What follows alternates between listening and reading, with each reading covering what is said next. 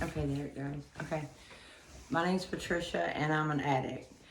I was born in July the 27th, 1981, to a prostitute drug addict.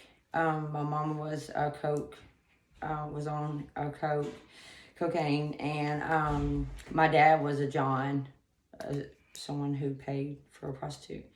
And when my mama had me, she gave me away at birth. She gave me to my grandfather, who molested me from the time I was born till I was like 4 years old, when my grandmother committed suicide. Um, so, so after that, I was raised by the state.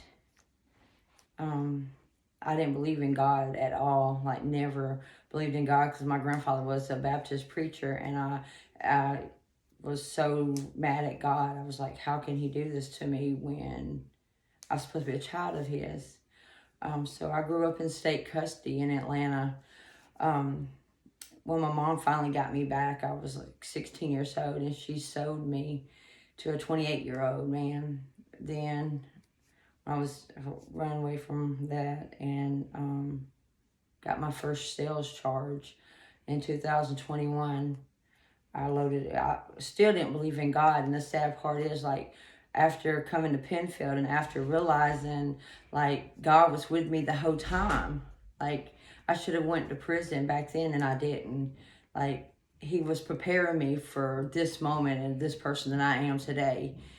I stayed clean for 15 years, and it took me figuring out that I had to have brain surgery. I had an enlarged brain stem and spinal fluid on my brain and the doctors put me on medicine. I went to bed with all of my kids in the bed, and I woke up very disrespected by my kid's father that my mom sold me to, too. I have 5 children by him. After that, I got on drugs really, really bad. I ended up 7 different counties. 7 different bonds in 4 different counties in 2 different states. For like 5 months straight, I was in the jail for sales and distribution. And every time I went to court, they told me no bond, no bond, no bond. You're going to prison. Finally, my fiance always believed in God, and he would always sit there and tell me about how this God is so great and this God was going to do something. So after serving like 5 months, I hit my knees, and I was like, if you want me to believe in you, show me what you can do for me. Show me. A month later, I ended up at Penfield. Like, it was the only place I called. It was the only, like, I've never been to rehab a day in my life. Wasn't finna do that. Rehab's for quitters. But it was the best decision I've ever made. The court sent me here for a year. And I'm glad. Like, I thank God for that every day. When I got to Penfield, I had so many charges on me. I've been in state custody my whole life, so I was street raised. So I didn't have no morals, no respect. My language was ungodly. The person that I was, I hated. I hated that person. And because of Penfield, I am a new creation. Penfield saved my life. God saved my soul. While in Penfield, I realized that, and their staff is anointed by God. So the tools that you learn here is tools that you learn and you use in everyday life. The values I thought I had, I didn't have. Now I have core values. Honest. I'm honest. I have respect and integrity. The tools that I learned at rehab, I went to court with, and I was honest with the judge, and been able to get some of my charges dropped. When I came to Penfield, I was just here for this short time, and I knew I was going to prison. But who would have thought 16 months later, I'll be sitting in the free and still doing service work for Penfield. I sponsor a lot of women. I have respect now for myself, self-worth that I learned here. I have a really good job. When I got to Penfield, I couldn't even read.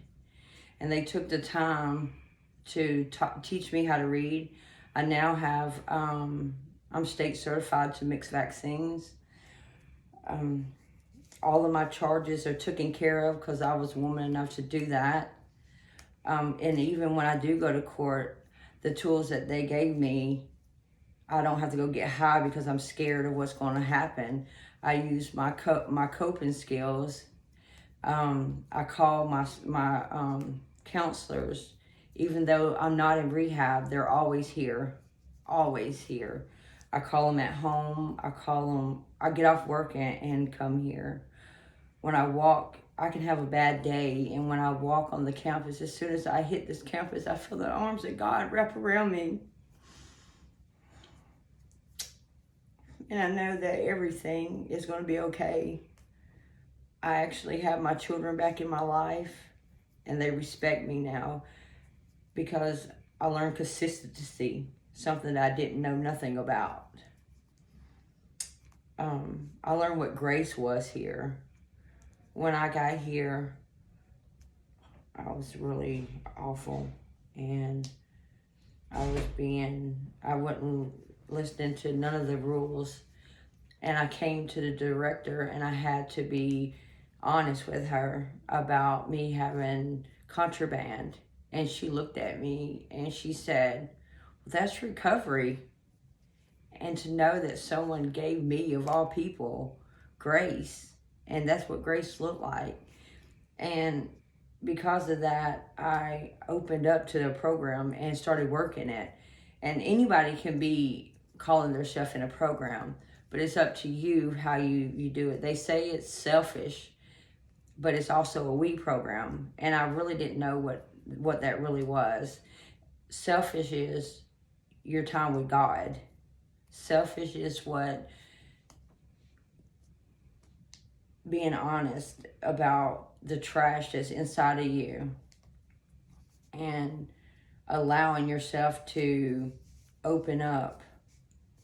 I actually have the rewards for having the most mother wound letters, but at the same time, emptying all that trash out of me allowed good things to come inside of me. Being able to trust my counselors, being able to have a relationship with them.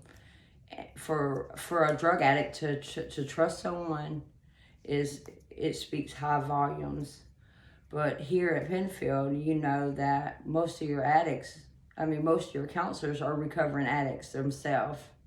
So they've been there. They know what you're going through. They also have issues of their own that they're struggling with. And so we learn how to use I statements about how life has changed us and how recovery has made us a new person.